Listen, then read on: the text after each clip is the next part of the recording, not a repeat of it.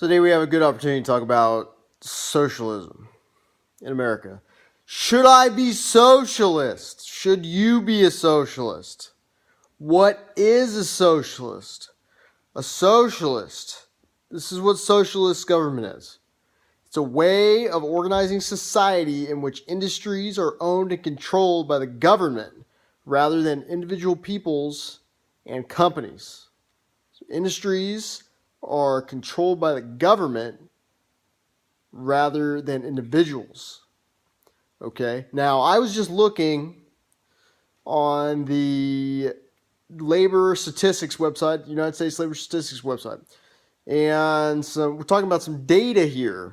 You have government jobs, there's private sector jobs, raw data in raw numbers, basically. 21 million government jobs, 111 million private sector jobs. Okay. Who pays who is paying money to support those government jobs? It's the private sector taxes. Private sector taxes pay for government jobs. Now, how is it going to work if we create government jobs, more government jobs, meaning more private taxes to pay for these government jobs, eking out more margin, putting more private industry out of business? How are you going to pay for these government jobs if you don't have private industry? You move closer and closer to a communistic state. We know socialism, pure socialism, doesn't work. What happened to the USSR? I don't know. It doesn't exist anymore. Okay? We know that socialism creates economic disparity between the haves and the have-nots. Where in a capitalistic society, you can be a have-not and become a have if you have the drive. You can. You can. People say, well, the person's working at McDonald's. They're not making any money. They're not making any money working at McDonald's. McDonald's is an entry-level job to gain skills so you can bump up in the employment force. If that person is working at McDonald's, they're walking around with an iPhone, they got a $110 phone bill, and that's the kind of things they're spending their money on. They're buying multiple pairs of shoes, multiple pants. If you're working at McDonald's, you want to move up in the workforce, you need to be making that money work for you. Okay? You don't need an iPhone if you're working at McDonald's. Okay? You can live close enough to where you can walk to your work. And then you bump up in position once you get in a better financial situation by saving money and being responsible.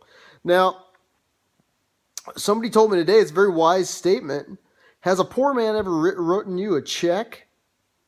Who pays the bills in this country? Who pays the bills? It's not the government paying the bills. It's private industry. You know? The government can't just print money. That's called inflation. So when you talk about socialism, the reality is I don't think most people like socialism. I think people like the idea of universal health care.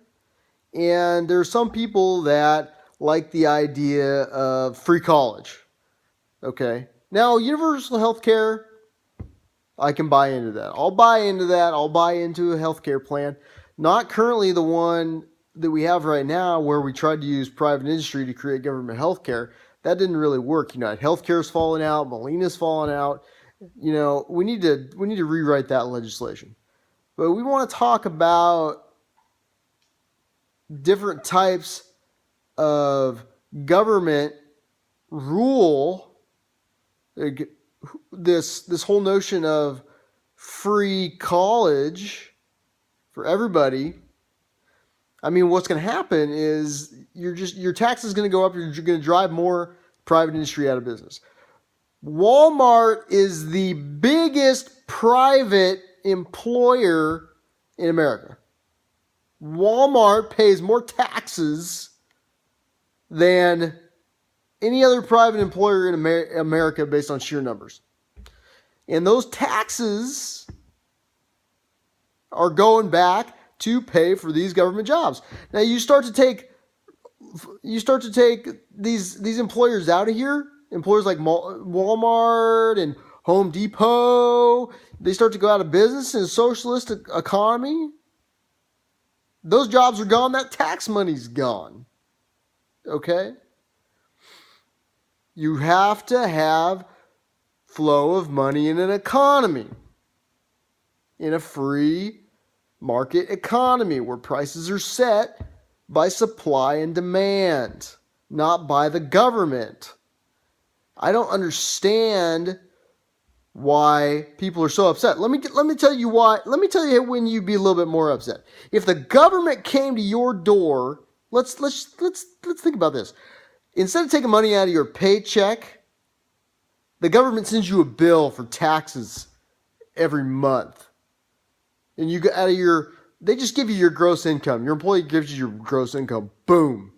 It's yours. And the government sends you a bill every month and you have to write them a check.